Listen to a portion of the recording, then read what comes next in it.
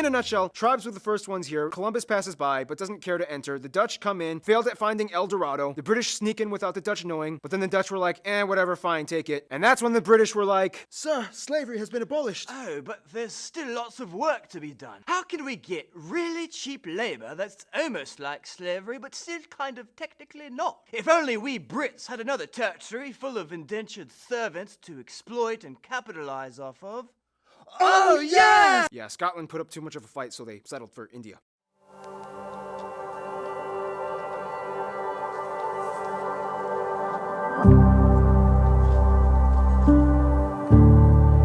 The racial identity crisis, a Guyanese perspective. Guyana is the only English-speaking country in South America. Guyana is home to the pristine Amazon rainforest.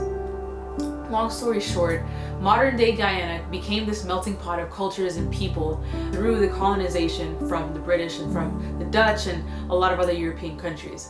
They brought over slaves from Africa initially, and when slavery was outlawed, they then had to find labor from somewhere else, importing indentured servants from Portugal, India, even China, coming into this little country off of the coast of South America. They are a displaced people. They're neither here nor there. What I will say is that for most Guyanese, the topic of conversation is race. I remember growing up and my mom always told me, Crystal, when you're asked what your race is, you put that you're two or more races or that you're other. But I remember reaching a point in high school where I was like, this doesn't seem to fit. Like, I really want to fit in one of these categories. And upon further realization, the best thing that I could come up with was Black and Asian. That response never sat well with me, but seemed to be the only choice that I had to come in close and to specific enough to describe what I am. Black because I am Caribbean, and in Caribbean culture we eat foods like bacalao, something that is also enjoyed by Puerto Rico. CARICOM, the Caribbean Community Organization, is headquartered in Guyana. Yet I am also Indian, and I enjoy wearing saris, and I enjoy listening to Amita Bachchan and eating mithai and jalebi, typical Indian desserts. But it still makes me so uncomfortable because Black and Asian are still so vague. Asian could mean Chinese, and Black could mean that I have a Nigerian parent. Let's take a look at someone Black, typically characterized in our society as someone having darker skin color and coarser hair. And you have to pick out where people are from. Are they African, Caribbean, or African American, meaning North American? African American. I think you're African as well. Wait, why do you think he's African? I'm going to say African because I think that from Africa, typically darker skin than African American is normally is a trait.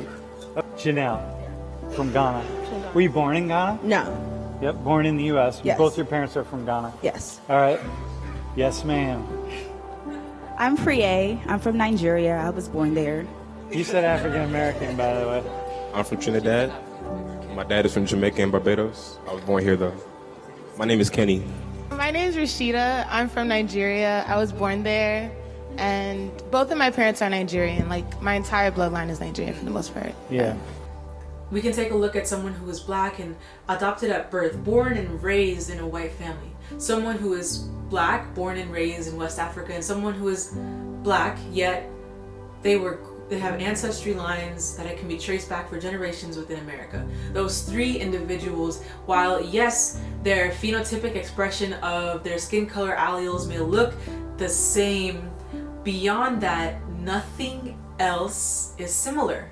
They grew up in three different geographical regions, three different upbringings, cultures, and languages, and the only thing that they might have in common is the skin color. Humans are always processing, taking in things, learning. Questions on Facebook, Twitter, and Instagram. The slight majority on all platforms said they wanted me to do a filler week on the Caribbean Explained. So here we go. We have been and will continue to try to make sense of everything in this world and everything beyond. In doing this, we've mistakenly failed to understand some things correctly. And of those things are people.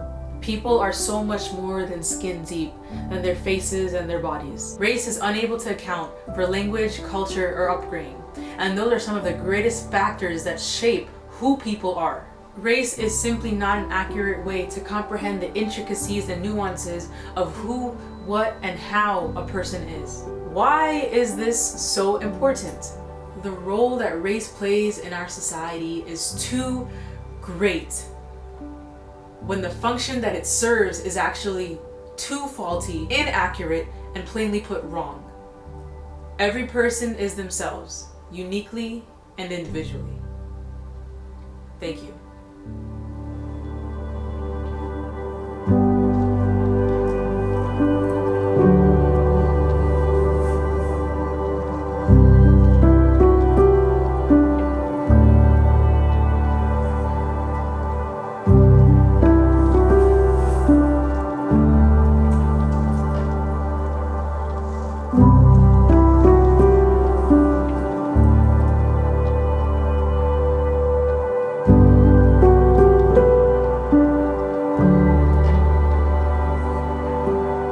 you.